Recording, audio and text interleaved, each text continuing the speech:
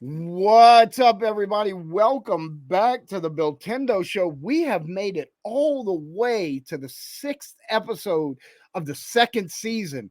Mike and I have done well over 30 episodes at this point and still going strong. And you know, that's a testament to our friendship. I'm your host, Billtendo. This episode is brought to you by Billtendo.com because I'm the only one that would sponsor this bullshit. Use code Quest64, get 10% off just for my best buddy, the freelance game correctionist. That's what I'm here for, is to float around the internet, making sure to tell high-profile websites like Kotaku and Game Rant that they don't know anything about video games. But I do it for free. It's a charity. It's a service that I offer. It's a free service. Yep. Dude, I've been telling people for years, like Kotaku and all that, they are so downriver of actual gaming. You know? Like if you see it on one of their sites, we've probably already discussed it 2 weeks ago. You know? Correct. That is how it works. Yeah. I got one. I'm in it with Game today, so we'll use it. That's one of our stories for in a little bit here. But I'm having a good afternoon with Game Rant is what we're doing. Yeah. So check this out. I interviewed someone for my show the other day, RNG Gamer, from my series, The Good Chair, and he used to write for GameFAQs. Yes, correct. That was a cool thing to learn. I heard that in your thing. Yeah. In your Good Chair. If people haven't listened to the Good Chair, that was a shameless Billy plug for one of Billy's other shows, which has now, but because there's no co-host, I'm not moved down in the co-host list, just in the favorite list of shows that Billy does. I have been bumped down one more spot, but I am not one spot lower unless he counts his own chair as the co-host for that show.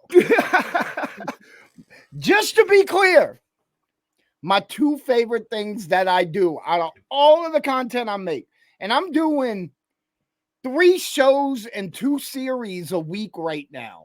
It's ridiculous. It's real stupid. He's got too much free time. Somebody help him. Plus, I'm live streaming every day. Mike, I got to pay bills. At some point, I got to figure out how to make money. I hear you, dude. My revenue stream off of my internet stuff is high. So. Yeah. But this is actually my favorite thing that I do. It has been since day one. And number 2 would be Forgotten Sci-Fi, which nobody watches. But I keep doing it because I enjoy it. Yeah. Why we do things, Billy. It's not about numbers or looking at somebody else's numbers or basing your stuff on somebody else's numbers. It's doing things that you like. William. Mike, you ever look at one of your friends' numbers and get hard? Yeah. But for them, I get hard for them. I get wet thinking about the level of engagement I get on their internet activity. Yeah. I don't get numbers. I'm okay with that. I mostly just do things that I feel compelled to do or things that I enjoy doing. Correct. And that's what you do. Numbers come to you, Billy. People will find you if you show interest, not about doing things to get interest, which now let's professional segue here.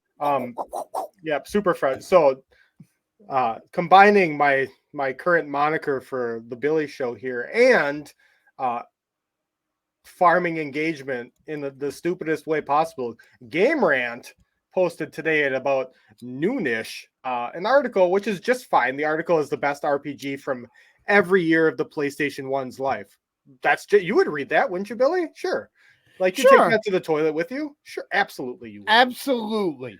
But then on Twitter, the header for that article, so they posted their own link to their own website, but the header was, PlayStation 1 didn't have the widest variety of RPGs, but each did come with a top contender.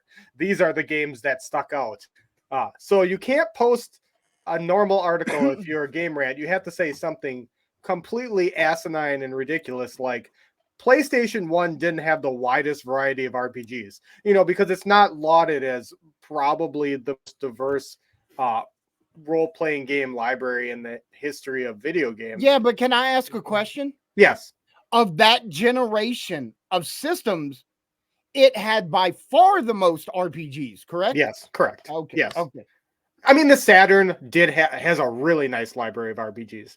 Really, really nice. But a lot of that didn't come stateside. Small library stateside, bigger library in Japan. Oh, yeah, yeah. I discussed this with Joel the other day. We only got like 400 games or so for the Saturn in the United States. I can't remember the exact number. I think it's even less than that. I think it's less than 300. It might be. And there is over 1,000 Japanese games. Way worse than the N64. They got that filtered really hard. But just for a professional game company, like, let's look at Game Rant's numbers, because that's what we do now, is focus on how much engagement. 56,000 followers, and this particular post that they did is at like 200,000 views. But the thing is, if they are doing this to be baity, if they're doing this to troll and get engagement, success, more power to them. I'm not above saying really ridiculous things to get people to focus on more important things. I don't do it as a professional video game publication, though. And if that's Game Rant's long play, the long con for engagement, I can tell you how long that's going to last for. And it's about as long as Kotaku's had any sort of success with their writing, which is like a month, right, total in the history of the website. Yeah. Right. So, like, everybody thinks of them as the joke website now, and it's just going to get worse for them if they continue this. And this isn't the first time that they've done it, but this time it so happened that I got tagged in the post because somebody said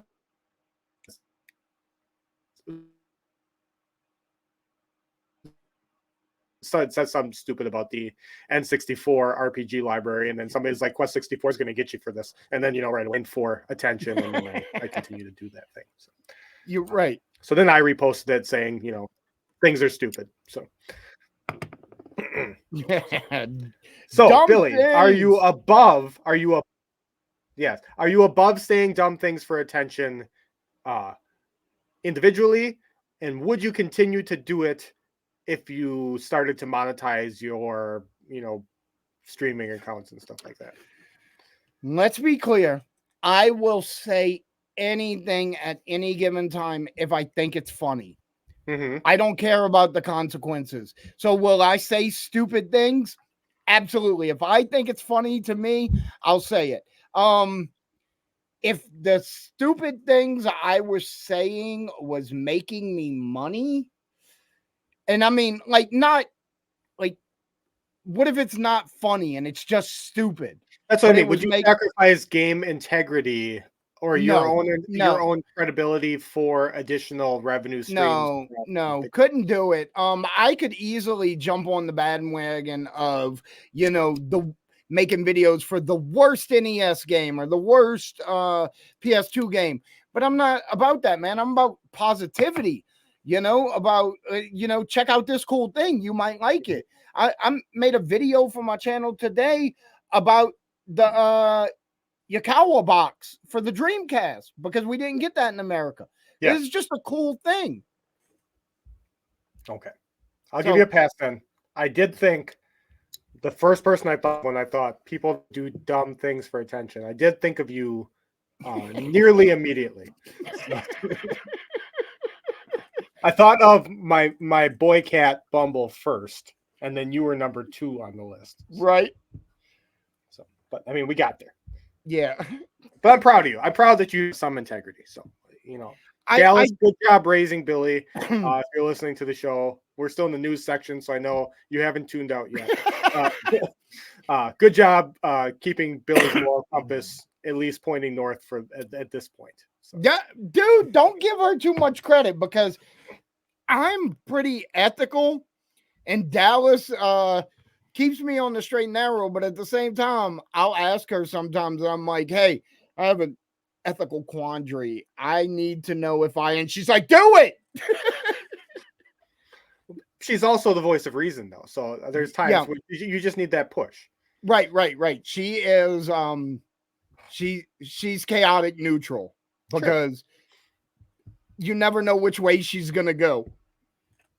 So, all right. Next news story. Billy's a big fan of the Konami code. He likes push button codes and tips and tricks and stuff. A user on Twitter, I do not know if this is the guy that discovered this, but he's the first guy I saw post it.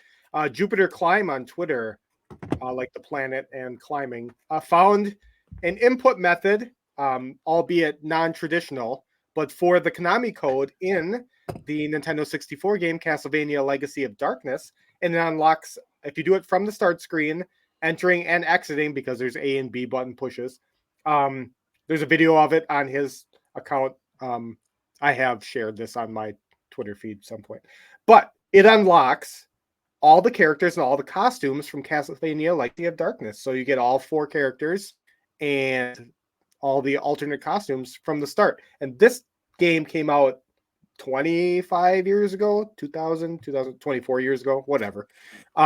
So this is like, to find the Konami code input 2 decades later is crazy. So people will be Billy quipped that, oh, now watch, Legacy of Darkness will go up. You're not wrong. That could very well happen. Probably more accurately, all the Konami games will go up a percentage because people are going to try to buy physical copies and do code input on them. I mean, they could just emulate them. I think that this always has a physical effect on games as well. So they'll jump in popularity for a while. But now, if it brings any attention to the Goemon games, that'd be super cool. I would be a big fan of that. And Susumu ties in Puzzle Demo, which is also a Konami. That's your JP64 game, bro. Well, it's also a Konami game. It's got the iconic Japanese Konami box art where it just says Konami across 1/3 of the side of the box. Amazing. My favorite stuff. Yeah. Yep. I'm curious, man, because I play my emulators with a Xbox One controller. I'm wondering if the Konami code will work using the emulator. You'd have to map it. He only used the reason this is a variation of the Konami code is because he used the C buttons for the directional inputs instead of the directional pad for the directional inputs. Okay. So A, B, C pads or C buttons, and then the shoulder buttons, and then Z at the end, and that's what the input worked. If I shared the video in a few places, group and stuff. Yeah, you told me about that right before we started recording, so I didn't get a chance to really try anything out or anything like that. But yeah, it's he shows the inputs. It's the Konami code, but it's not the traditional A and B buttons with a D-pad and then start and select. It ends up using a few other, because there's not a select button on the N64 controller, so people have gotten creative trying to figure things like that out, and it will happen to work. So nice, cool, so cool. All right, now more news. This is less news. This is more like a discussion point, which it came up on Twitter today, and then it got me thinking, and I saw my favorite website, Kotaku, posted about it at one point, because I believe one of the writers was one of the catalysts of the Twitter discussion. But when you play a game, so you're playing, I don't know, Fallout 4, since Fallout's popular right now, do you make yourself do you input yourself into the game, into games like that where it's a role-playing game or a game where the character creator allows you to make Billy? Do you make Billy, or do you extend the fantasy and make a completely separate reality?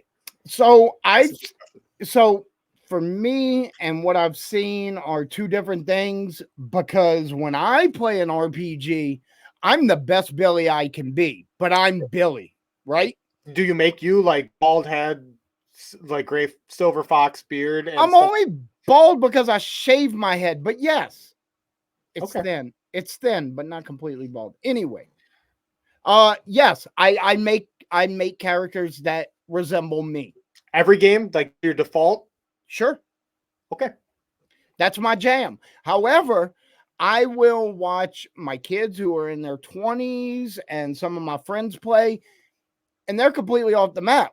Like, you know, my 20-year-old sons and my stepson, I've all seen them create characters that are women, even though they're all male. You know, for them, it is immersive as far as I created this character specifically for this game. Correct. And for me, it's all about being the best Billy I can be.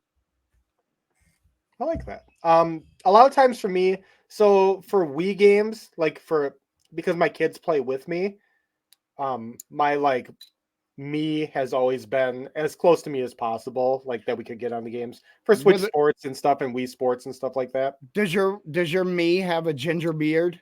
It does, if that's available. It's not always available, so sometimes you gotta light brown it. Yeah, and like a messy dude haircut. Like I'm usually wearing a hat, but that's because I'm at work, so I can't come home and take a shower and wash my hair to pretty up for the Billy show. I just kind of gotta get to it, so I just put a different hat on. But yeah, but when it comes to RPGs, so I put like thousands of hours into Borderlands. There's not a character creator in there, but I do like to play the female characters or the ones that don't look like me. Phantasy Star Online would probably be another one. And Diablo 2. Diablo 2 didn't really have a character creator, but Phantasy Star Online had a pretty, and I was usually women on there too. It usually comes down to which models look cooler or which animations are more pleasing, I guess. It doesn't really matter, male or female. It's which one catches my eye. I don't usually make me, but there's I don't think either of those answers are right or wrong. Like the things that we right. You do the best version of you. I just make some random, character, or I try to create like a celebrity or something that's funny to me at the time, just something stupid. And not because I'm trying to make it more of a fantasy. It's just I don't know. I don't fantasize about playing myself, I guess. I get enough of me during the day. I don't need to take that into my video game world. So. No, for me, it makes it more immersive. And I see the opposite side, how it can be more immersive to extend the fantasy the other way. But for me, it makes a game more immersive if I picture myself in the game. I understand that, because then you're making the choices and the dialogue options and stuff. And I get that. It's not I've never done it. It's just that's not my default. Right. I've never, before today, I haven't thought about how people default to things like that. One day when we have grandchildren, that question is going to be on a psychological exam. The possibility, some sort of the blot test, but instead it gives you a game and a character creator, make a character, and that's it. Mike, do you know what psychological test I used to give women when I was single? No. Yeah. So when I was single, and I was single for a long time before I met my wife, I was on dating websites, and you got to have an opening line, right? Sure. You got to be creative. Catch them. And my thing always was, if you could have one superpower for 24 hours, what would it be? Because that tells you, by the way somebody answers that tells you what kind of person they are. So to me, it was if they say, I would like to be able to fly. Okay, this person likes to travel. They don't like to stay put. And if they were invisible, they want to be sneaky. They up to some shit, So I had this whole little mental chart on that. I'm surprised. You're surprised more people didn't use that question? Yeah, for the same reason. Gotcha. Because it was a creative little opener, but it also gave me some insight into the person. Gotcha. I have zero experience with online dating, dude. I've been in a relationship almost every year of my life since I was 13, and it's all weird ones. So you're a serial monogamist. And I don't change at all, and that's my professional and personal life. I'll keep jobs I don't like. I dated one chick from 12, 13 to 17, 18-ish, and then from 17, 18 to 22, 23, and then there until I was 28, and then I've been with my wife from when I was 28 till I'm 40 now. So I've had 4 whole relationships in my life. Wow. I've had about that many, maybe one more serious relationships. But there was 2 longer spans of time that I was completely single, and that's a disgusting history we're not going to get into. It ends with me selling T-shirts for Scuttlebutt's Gentlemen's Club. Yeah, I am living that branch right now. Let me tell you, when people ask me, like we just talked to my friend Riley, who is Tricky Boy on I YouTube just and spoke stuff. to him today. Yep, because I told him if he's looking for more Japanese stuff, because he's going to play Castlevania coming up here shortly, and Right. Well, we were just talking about you and stuff, and I can't really remember where we were going with this now, but Christ. I don't know. Last thing I mentioned was a strip club. Oh, living in your reality. Everybody knows you now, and I have to introduce you in some way. I'm like, oh, just don't look at his videos and stuff. Just message him. Like, you don't want to go down that path. Same thing. Like, I didn't tell him to go to your website to buy the games. I'm like, just message the dude. You know what I mean? Like, yeah. Wait, what do you mean? Everybody knows me now. I just mean like you're the extension of the Billy reality. Is heavy. It's heavy on Facebook. It's bigger on TikTok than it is on YouTube. But there's other branches of media that you don't dabble in. Like I don't do any of those things on Facebook, but I do a lot of Twitter and Reddit, and I don't think your presence is as strong there. So it's always if I have to introduce you, it's like a surprise to these people. It's like pushing them down a dark hallway and like open that door left, he's down there. Bye. Because your hangout is Twitter, and on Twitter I have like 30 subscribers or something, and you're like, you check this guy out. He's a friend of mine. Blah blah blah. You gotta like show. Yeah. Message him on Facebook or Instagram, and then they get on Instagram and they're like, wait, this fucking weirdo has 20,000 followers. Yep. Yeah, because I do weird shit. Yep. Yeah. All right. Yeah, and you have one follower on Instagram, and it's me. Oh, nice. I have not signed up to or went back to my Threads account from since the Thread Panic Day when it like went on and everybody was automatically signed up and went over there and checked it out. That was the last time I was on there. I get notifications every day somebody's following me. I don't ever post anything on there. By the way, I went to go on Blue Sky 2 days ago and it wouldn't let me log in. Oh, nice. I haven't been on there for a few weeks either, and I should probably check it out. Maybe it's dead. Who knows? Let's see. More gaming news because it's what we do now. Fallout Season 2. Billy talked about Fallout last week. Season 2 already confirmed. And a little like tip to the hat teaser. Deathclaw Season 2 have been confirmed already. Well, we saw a Deathclaw skull in the first season, but not an actual Deathclaw. And dude, just you've played Fallout games, right? Correct. Or have you? Okay. No, absolutely. Okay.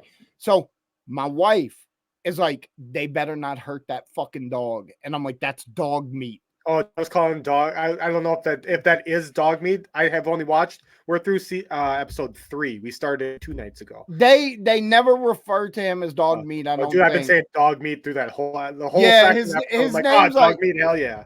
His name's like X404 or something. Yeah, dog meat. We all know. And my wife's like, what are you talking about, dog meat? And I'm like, look, dog meat is a companion in every Fallout game.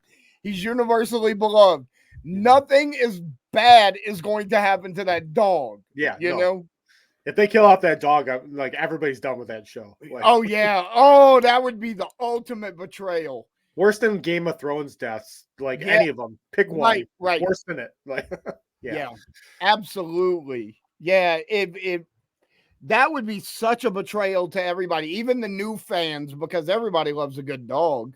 I do. I love that. I'm seeing so much Fallout love. So I had Chris Seaver message me yesterday. If you don't know Chris Seaver, he's the voice of Conker from Conker's Bad Fur Day, and we casually like tag each other in things because I like to do trivia, and I always get to tag him, and I get to tag Tim Stamper. And it was just posted, and he's like, He's like, is Fallout 76 good? Why are people telling me it's good? And because he hasn't played it. And I'm like, yeah, you know, it is. I'm like, I thought it was good when it came out. It wasn't perfect. It's good now. But I play only with my brother, like no randoms.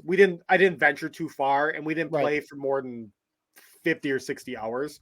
But it is better now. And that's what I said. I'm like, I was one of the people who thought it was good when it came out. It wasn't perfect, but it was good. Now it's better. So if you've never played it, but I like seeing people that are experiencing Fallout for the first time now, or people who, so my personal Fallout favorite game is 2, which once again isn't everybody's first experience with Fallout. A lot of people started at 3 on the major consoles and stuff, and 2 is metric overhead Fallout game, but awesome. Yeah, mine was Fallout, the original Fallout. Yeah, and it's the same style as but I like seeing people find those games for the first time too. They're like, what is this? I'm like, the best Fallout game. You know. I actually haven't played Fallout 4. It's good. You would like it very much. It's FPS though. Nah, it's you play VATS on that one, so you can do a lot of manual aiming, but you can do VATS for days in there and just play it like every other Fallout game. It's amazing. Yeah, I use a lot of VATS and sneaking, all those games, all the Obsidian games. Sneak around, shoot things when they aren't looking. Yeah, I love getting into the lore of the vaults because there's so many vaults we don't know about, and the ones we do know about are really jacked up. Yeah, and I told my son, I was like, everybody on TikTok is spazzing out because fans of the TV show are finding out about Vault 108. And my son's like, I don't know which vault is which. And all I said was one word, and he knew what it was. I was like, Gary. My wife figured it out real fast as soon as, first episode when they get married. And she's like, why is he all cut up? Why has he got scars all over his back? She's like, what's going on in this other vault? I'm like, dude, this is like the first vault of I don't know how many are in this series. I'm like, just this one's going to be the most normal. She's like, absolutely. Affirmative. Yeah, that's what I told my wife. I said, when it first started, and I see everything's normal in the vault after 200 years. I'm like, this is a control vault, you know, because you can't have all the experiments without having a control. Correct. You have to have people survive to. Right. And I'm like, this is a control vault, and there are very few control vaults. Yeah. And so when she got married, when they were eating dinner and people started dancing and they were giving speeches and stuff, I told my wife, I said, something's gonna fucking happen because look at them. Yep. Nobody was smiling. No one was dancing. When everybody was up dancing and walking around and stuff, they're all sitting at the table like this. Yep. And dudes like hunched over. Yeah. And because they were Raiders, but it didn't matter. Like people, outsiders experiencing vaults for the first time is great. Either in video games or in the show. So I'm excited just in general for people experiencing Fallout now and the lore. Yes, absolutely. Because it has a deep lore. Yeah. And another thing is the TV show is canon. It fits. Yeah. That doesn't happen very often. No, it doesn't. No, it doesn't. And I think that's awesome. Usually a TV show like for Walking Dead comics is an alternate reality, similar but different. But or it pops in and out. Like through the original storyline, you see memorable spots and characters, but they don't engage with. But this is a new story in canon. Yeah. So I dig that. I dig it. Yeah, I like it. Big fan. Here's another moral. I guess it's not really a moral dilemma. More, it's a would you in this position dilemma. So people are complaining that Square Enix has not released Final Fantasy VII Rebirth sales numbers because they think that the sales are struggling. But precedent for this says that with newer games and bigger AAA titles, a lot of game companies are not doing it. So most recently, Horizon Forbidden West didn't release sales of the game until Christ, I don't remember what it was, like 8 months after, 6 or 8 months after. And then it was doing just fine. Like it had sold like 7 million copies or something like that. They just chose to withhold the information from the public. And all that does is makes a negative narrative these days. So do you think that there should be a precedent for large video game companies to release publicly sales numbers for games, or do you think that it just does not matter? Do you think they should do what they want? I mean, at the end of the day, what does it matter? It's only going to help a game that's selling well sell better, and a game that's struggling in sales get worse and struggle more. And that's why the perception is that they think that it's struggling, because if it was selling exceptionally well, that they would divulge that to increase sales, because the public thinks it is not. They think that they're holding the numbers back to shield it from a negative. I don't know. I don't see really any reason to release sales numbers for a game unless it is the top of the charts. We are the best selling game right now. Brag about it a little bit. Be proud of yourself. But other than that, I don't really see a purpose in it. And it doesn't.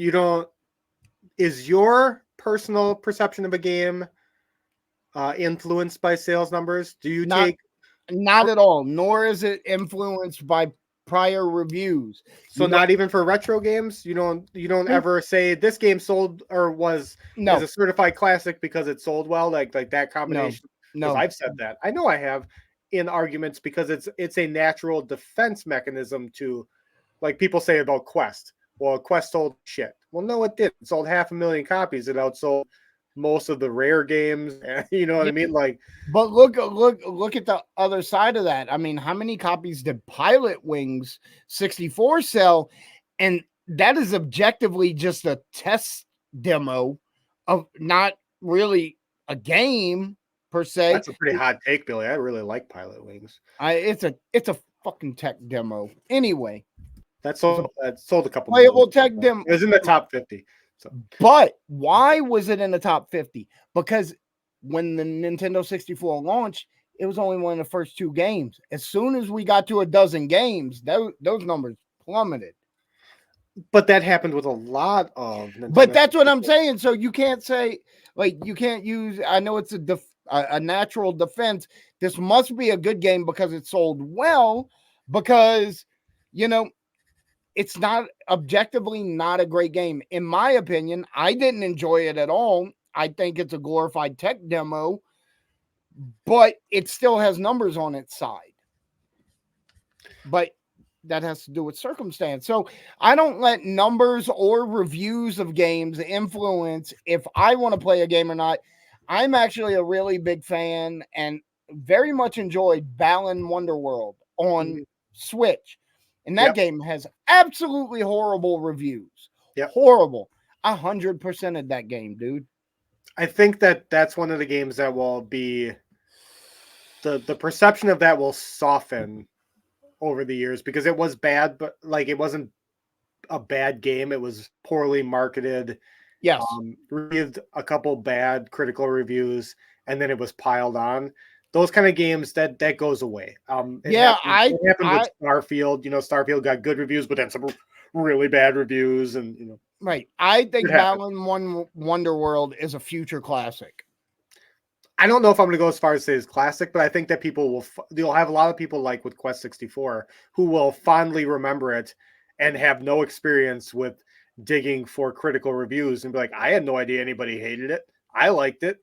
Right. My grandma bought it for me. Some 10-year-old right now is on their 3rd or 4th playthrough of Balan Wonderland, and they're going to continue to play it, as long as they feel like it. Right. Right. That, is what it is. I personally think that all recordable metrics should be public for consumable media. And that's a selfish, I think, because as a historian or a closet historian or unprofessional freelance historian, incredibly hard to find that information now because it was not recorded properly 25, 30 years ago. Mm-hmm. And a lot of those things are important. So like we found Scott, my friend, and I, who gets a shout out as frequently as I can, found an old Famitsu article that listed sales numbers through Famitsu through the year like 2001 for N64 games. And it showed like how many it sold on release day in Japan and how many it sold total in Japan, and then how many it sold on release day in the US and how many but it was through the date of the publish of the article. But we found out through things like that, Super Bowling only sold 7,000 copies. Is that how many exist? Probably not. But there's a loss of physical media incorporated in that too. So what if they only printed 15,000 copies, half of them sold, half of them ended up in dumpster, 30% more get lost to, ending up in landfill or, people not taking care of them or just throwing them out down the way. We could be down to 3,000 and 4,000, but you don't have a starting point for extrapolating information like that if you don't have the starting point. And important to me is having that information at some point. So I think sales numbers should be public. It's my money. Like if I buy a game, like I want my sales number to be public. Even if it hurts a game, so be it. Then it's an argument for putting a game on sale early. So if Rebirth was doing poorly, then it's an argument. We'll drop the price, make it $49.99, get people excited about it who were not excited at $69.99, and maybe your reviews and sales numbers will go up. And it's good for everybody. I don't think a lack of information is bad in this thing. I think that more information is better. So I see your point, but for me, it doesn't matter. I get it. Stupid things matter to me. I understand. This wouldn't be on the news section if I didn't want to just rant about numbers of. No, I get your stance and I understand that, but for me personally, from my vantage point, I just don't care about sales numbers. A lot of people do, and it's a touchstone for a lot of people. Yeah, like that. It's a justification for liking things too, which it shouldn't be, but people use it frequently. So, Mike, off the top of your head, how many copies did Majora's Mask sell? 6.5 million. So not what we would consider a rare game at all. No, correct. DK Oldies has it in the rare game section. Well, yes, because every game, every N64 game with value to them is rare. Conker's Bad Fur Day is rare? Rare. No. Well, that one actually technically is because we know technically because it was made by Rare, but but also numbers wise, that sold significantly less than obviously Majora's Mask. Yeah, but it was over 1 million. I don't think so, Billy.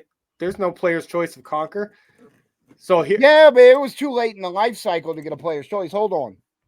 But other things late in the life cycle have player's choice. Didn't like Excite Bike have a player's choice?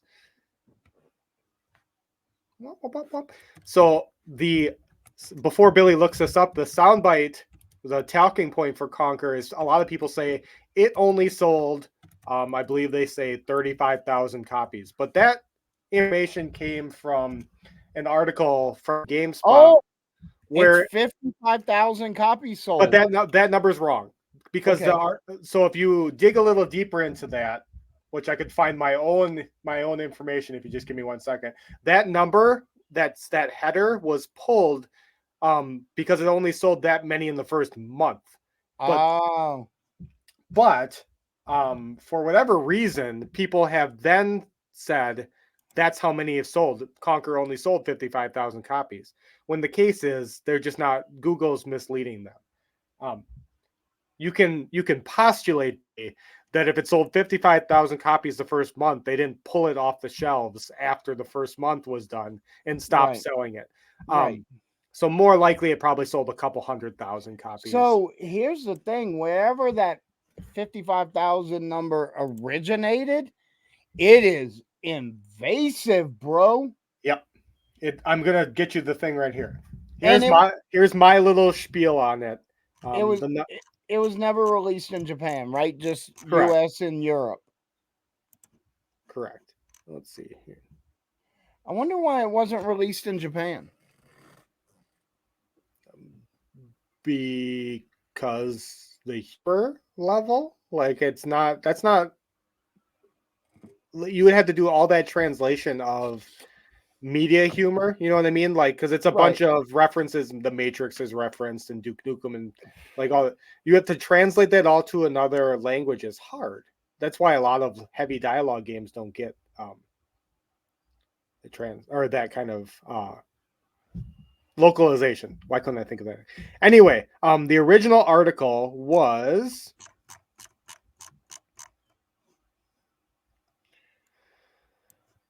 an IGN 2001 IGN article. April 7th, 2001, IGN posted Conkers is a certifiable flop.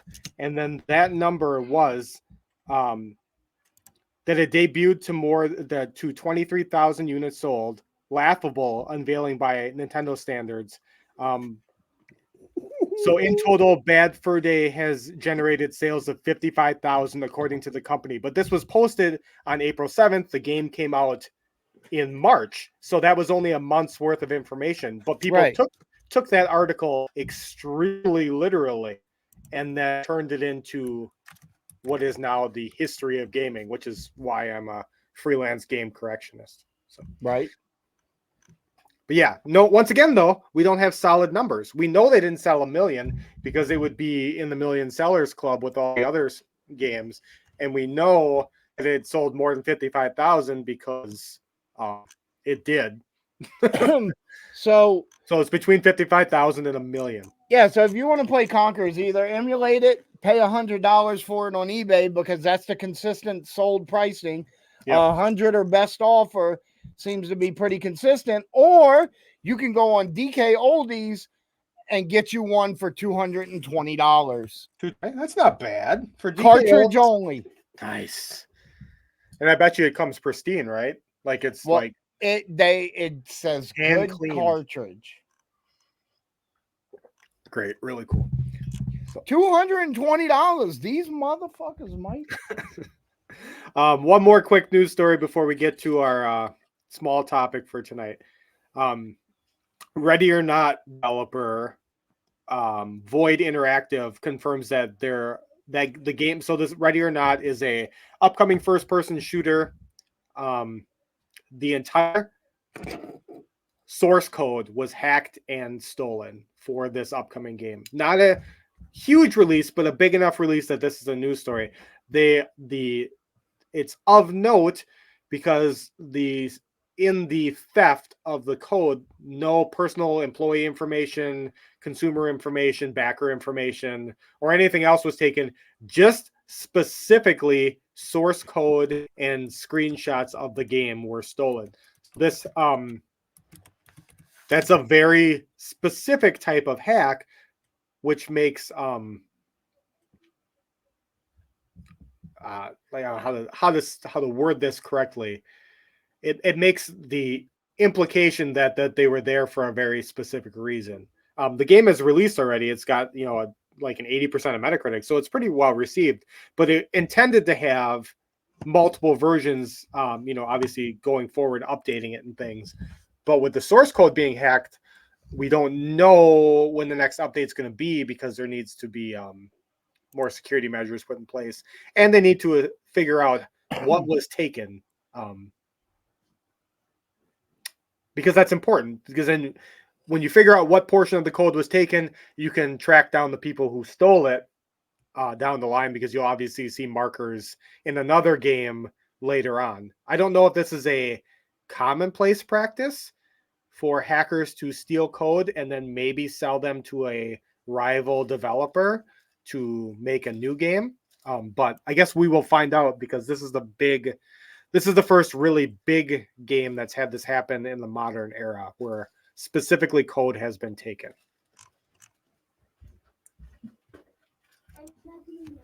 Clickety click. Clickety click. Yeah. I know when you're like trying to read up and like catch up, and I didn't know if you were reading about this or if you're still mad about DK Oldies and Conker's prices. So. I was getting distracted with DK Oldies bullshit. I bet you were. I don't think they still made a statement about them being hacked. Yeah. Like they just pretended like it didn't happen. Yeah, they were public about it, but they don't. Like you said, they're not going to divulge like what what code was taken, and that it matters to the average person anyway.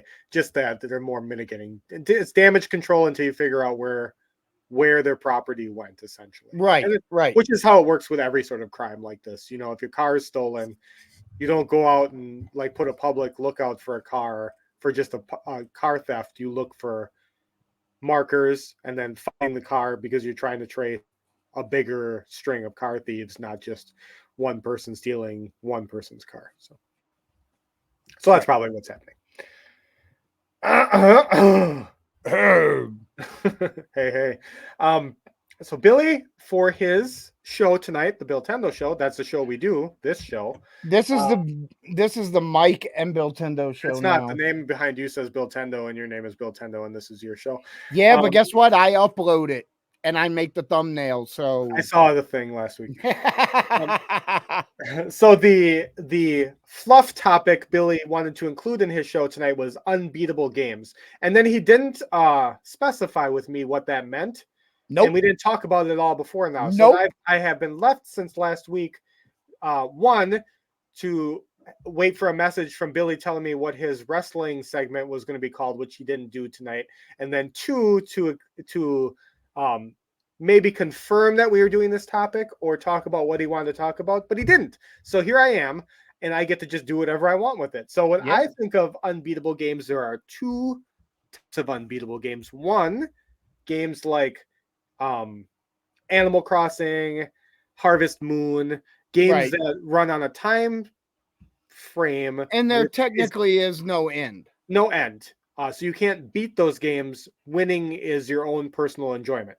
The other side of the spectrum is games that are so stupidly hard that they are nearly unbeatable. So then, once again, sticking in my N64 wheelhouse, I think of games like Jet Force Gemini, which to beat it, you have to 100% it. To 100% it, you have to find all the things. And then you have to beat a ridiculously hard boss at the end of the game to truly beat the game. So, Billy, which of those things, when you sent me this topic offhand, were you thinking about? I was thinking of number C. Oh. Games you literally cannot beat for one reason or another. Okay. So like Space Station Silicon Valley, where you can't finish it because there's a glitch that stops you from collecting all the items and finishing it. That was where my head was at, but I like that you came with other options. Okay. Different interpretations. That's what makes us,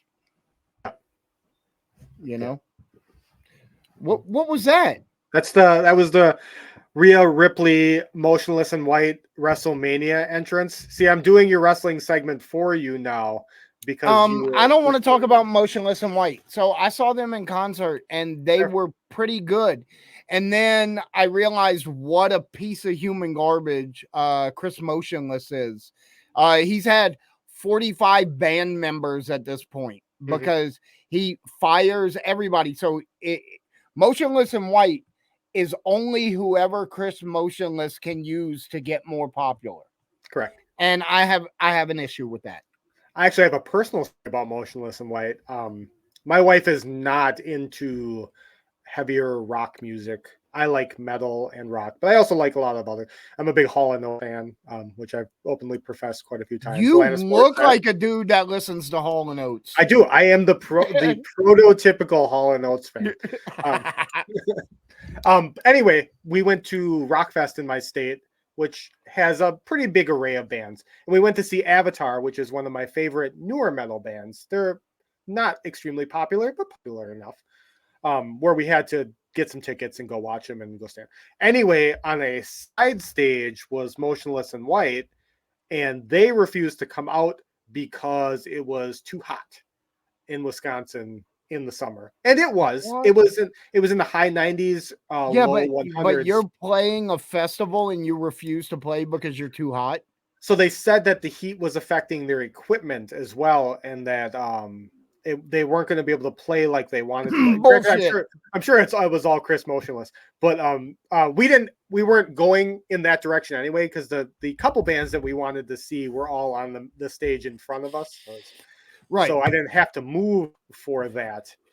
So that was cool. But just to hear that announcement and then have people coming from the side stage to the stage that we were watching, which is, I guess, was the main stage, but it's outside. It's an outside festival. Right. So over and then just bitching but for like the 20 minutes before Avatar came out, they're like, oh, we're emotionless and white, but they're not, little pansies aren't going to play because blah, blah, blah, blah, blah. I'm like, that was actually my first experience with the band. I hadn't listened to them before then. So I'm like, well, now I have to hear what they sound like. I'm like, oh, I don't need any of this techno rock anyway. So it's not. Yeah, they're decent. I actually saw them at Bethel Woods, which is the location of the original Woodstock. Yep. I've been to numerous concerts there. They opened for Hailstorm and Alice Cooper. Yeah. That was a pretty good concert. But you didn't like, did you like their set? Did you like Motionless? Yeah, they were a decent band, and I'm like, wow, man, you know, like I hadn't heard of these guys before. I really like this, you know, because fuck, if you're a fan of like tail end Antichrist Superstar moving into Mechanical Animals, Marilyn Manson. Yeah. If you're a fan of that kind shock rock kind of shock rock, but it's metal, but then you have these little techno twists in there, you know. Then you would like the music of Motionless in White, but then like I was like, you know, maybe they're coming back around. I'd go see them again, and so I Googled them, and then I found out that this dude has had 45 band members and all this stuff. It's absolutely ridiculous. And I'm like, no, I can't support people like that. So that was the last time I listened to him. Okay. So I thought the Rhea Ripley Motionless entrance was, and combined with Becky Lynch's book entrance, those two back to back, easily for me, the best. I thought Rhea's was probably the best entrance, but was the dichotomy of those two back to back were far and away the best entrances, with only Seth Rollins coming out with the Philadelphia. Seth Rollins, his entrance was so fucking awesome. Oh, I love that. You know what it reminded me of? Because only Seth control Philadelphia with Philadelphia. Like, he's the only one that pulls that off too. Like, it reminded me of home, man. Mardi Gras. Yeah. That's the whole vibe I got. This is Mardi Gras, you know. So that's a whole that whatever that group is called. Now I'm doing a real disservice here. But that's a very traditional Philadelphia thing too. They're like so I have the Shriners in my area, which are huge. They wear the fedora, the like fez hats. The fez and drive the little cars. Yeah, and that's huge in Wisconsin. They have like there's a Shriners restaurant in the next city over next to me and stuff. And so I understand Philadelphia being big, but that Rhea Ripley coming out thing was huge. I loved that. Yeah, and I heard that she had a panic attack. Was the bigger story too. Immediately before coming out, and Adam, the producer Adam, whatever his name, Adam Cole, talked her down and said, you know, harness the moment. And then Rhea said later that the music really helped. She would normally interact with the fans more. Instead, she just sang with the band and then sang her way down to the ring to get herself back in the correct mindset for the thing. So I thought, like, looking back at the moment now, it's almost even bigger because she was so like off kiltered in the music combo. So that's really cool. So for you, while we're talking about this, what was your favorite surprise moment of WrestleMania? I mean, there was a lot of different stuff, especially in the main event where we had several people show up. Nobody expected the Undertaker, you know? Yeah. So what was your favorite surprise moment? Because I know what mine was. I mean, I think that it was Priest cashing in, but that wasn't really a surprise because I messaged you like 2 minutes beforehand. I'm like, oh, Priest is cashing in on this. Like, this is immediately happening. And I was excited because I'm a big Priest fan too. Like I think his indie that work, his was Ring it. of Honor stuff is great. Like That was it for me. Yeah. And I knew you were right, but in the back of my mind, I'm like, maybe he's wrong. Especially when McIntyre was, talking all that shit to Punk. And then when Punk started beating him, I'm like, oh, Priest is coming. Mike's right. And then he comes running down. So that was it for me, was Priest cashing in. Also, I said to you later, I thought Priest South of Heaven chokeslam that he did was the most convincing move of that night as well. Yeah. He makes that look, and Drew, this is for Drew McIntyre too. Mad props, because Drew looked dead. Like he looked like it killed him, and that was the thing to me. So I don't want to get too heavy into it. I was struggling on night 2. I'm not gonna lie. We opened in the first match, and there was like 3 or 4 pedigrees in the first match. Well, same with Claymores too. Like that's what I was about to say. McIntyre dropped like 6 Claymores in that match, and I'm like, come on, you know what it was reminding me of? Scott Steiner, Triple H, when all Steiner would do is belly to belly suplexes. He put out like 6 of them in a main event match, and I'm like, that's what it felt like to me. And it was on purpose. It was because the storyline was Seth was hurt already, and then was hurt further from the night before. So Drew jumped on the opportunity to just bury him, and then the only thing Seth could do to fight back was same thing, stomps and he was trying to dig his way out of it. You know what I mean? Do you have issue with the way WWE has trivialized the Canadian Destroyer? Like now, now they have Dominic doing it on the ring apron to people. Like they kind of like, it was a phenomenal looking finisher, and now I feel like they've trivialized it to where it's still devastating looking, but at the same time, it doesn't have the impact that it did a couple months ago.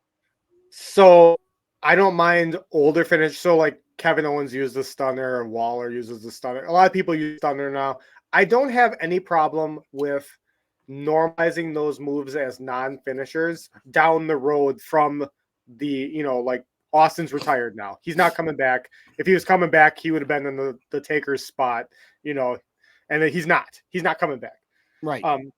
But I do think that wrestling in general could do a better job of setting up a finishing move for a person and then doing a better job of protect. I don't think protecting finishers is the same thing anymore. So I absolutely agree. The stunner, the diamond cutter, double death drop, the 3D, absolutely. The pedigree, sweet chin music, all of those were heavily protected.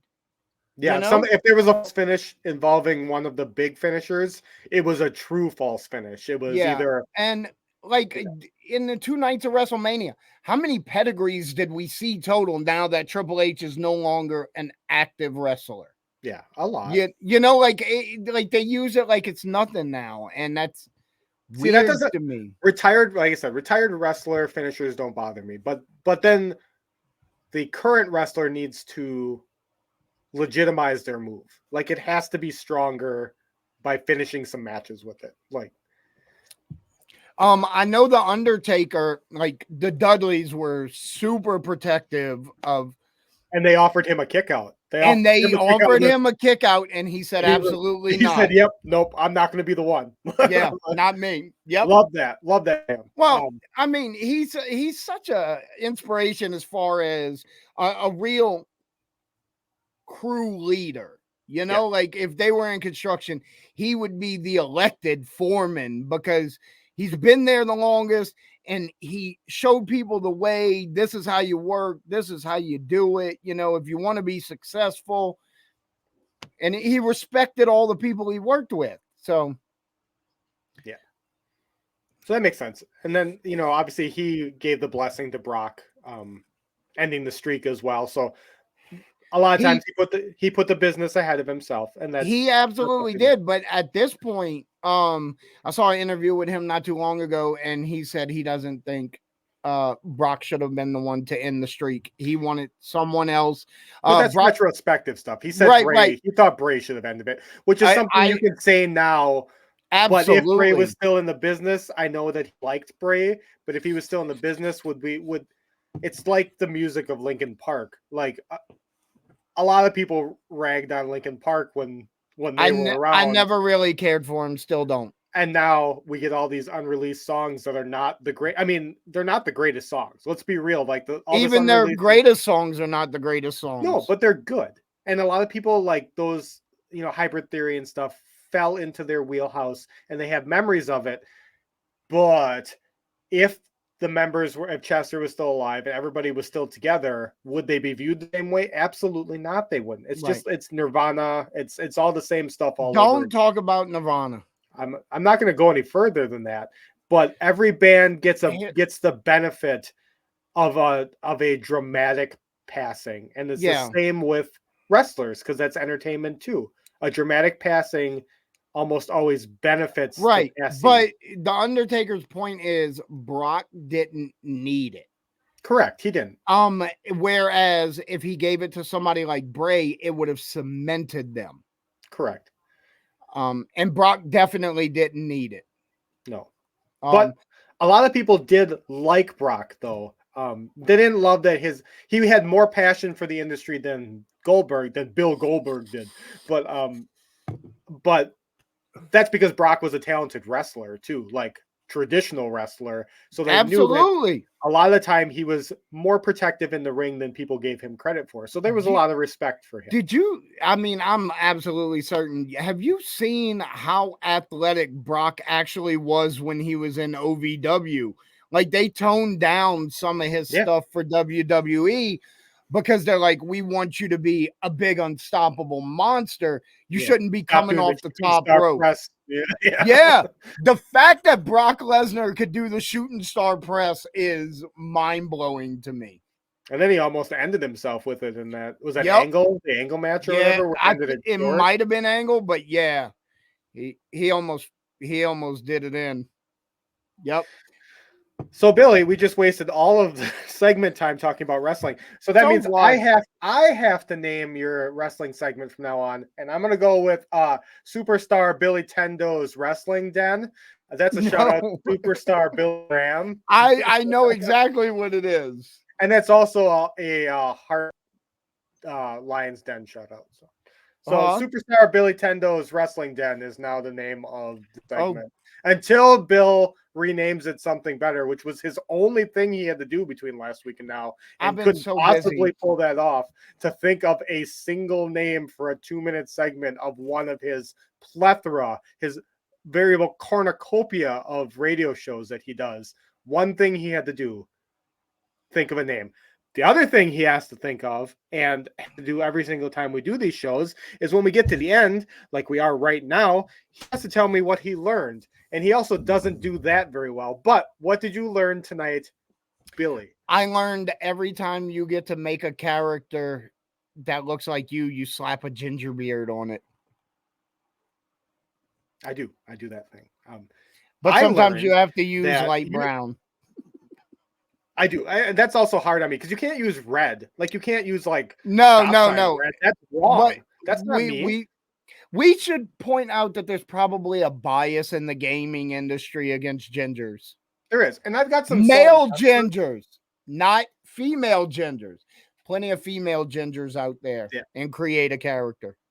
Anyway, like you, I've got some salt and pepper to work with though, so I can be on the side of the blonde ginger too, or the light brown, because I've got this mix. Not as prominent as yours because I still have color in my skin and face and hair, but less dramatic than the Billtendo salt and pepper. What I learned tonight is that Billy used to bait women on MSN Messenger with super loaded superhero questions, and I'm starting to wonder, like, you say you got things out, what answer did you, if they asked you the same thing, what did you answer, Billy? So I think it's a very telling answer. which is why I need to know your answer. You're married now. This doesn't matter anymore. Did you never answer the question in return? Oh no, I did. Oh, so are you not going to tell me? No, I'm gonna tell you, but you're gonna look at me strangely when I. Yeah, because tell you. that's different than normal. You're right. This will really throw off the people when I look at you strangely. No, just telling you what the ability is gonna reveal a lot. Waiting.